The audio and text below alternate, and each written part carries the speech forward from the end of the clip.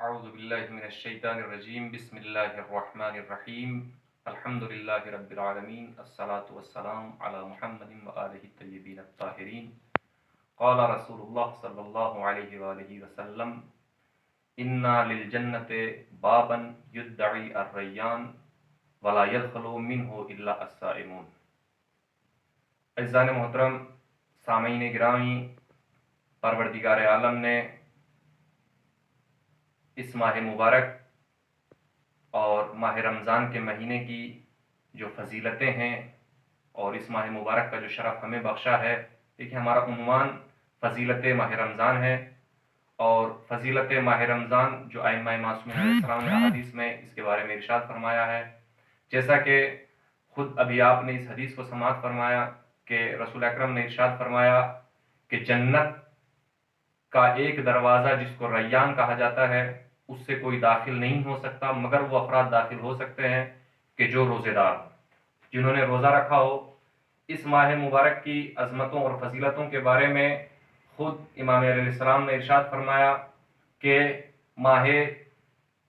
رمضان اللہ کا مہینہ ہے، اور ماہ شعبان رسول اکرم کا مہینہ ہے، اور ماہ رجب میرا مہینہ ہے۔ اور خود رسول اکرم نے دوسری جگہوں پہ ارشاد فرمایا کہ ماہ رمضان میں جنت کے دروازوں کو کھول دیا جاتا ہے اور جہنم کے دروازوں کو بند کر دیا جاتا ہے۔ اور دوسری جگہ خود رسول اکرم نے ارشاد فرمایا کہ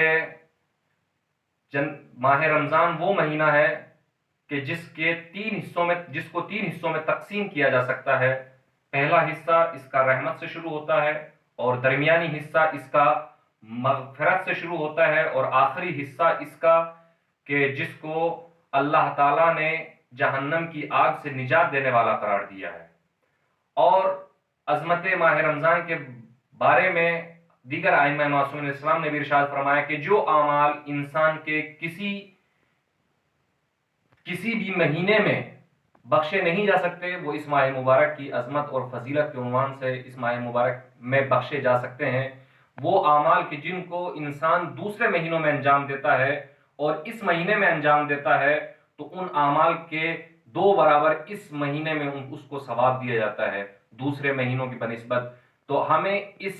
ماہ مبارک کی فضیلت اور عظمت کو فراموش نہیں کرنا چاہیے، اور جو اعمال نیک ہم دوسرے مہینوں میں انجام دیتے ہیں اس مہینے میں ہمیں ان کو زیادہ سے زیادہ انجام دینا چاہیے۔ کیونکہ دیکھیے ہماری زندگی کا قانون یہ ہے کہ جب بھی ہم کوئی کام کرتے ہیں تو ہمیں کام کرنے سے پہلے ہمارے ذہنوں میں ایک چیز یہ آتی ہے کہ کل ہمارے لیے کیا ہوگا، کل ہمارے لیے کیا ہوگا، حتیٰ کہ ہماری فطری زندگی میں یہ بات شامل ہے کہ جب ہم اپنی زندگی گزارتے ہیں تو ہم سال بھر کا ذخیرہ، 6 مہینے کا ذخیرہ اپنی استطاعت کے اعتبار سے اپنی زندگی میں ہم رکھتے ہیں، تاکہ اگر کوئی مشکلات پیش آ جائیں جیسا کہ ابھی کا ماحول بھی ہے تو تاکہ ہم اس بچی ہوئی چیز سے اپنی زندگی کو گزار سکیں۔ تو ماہ مبارک بھی آپ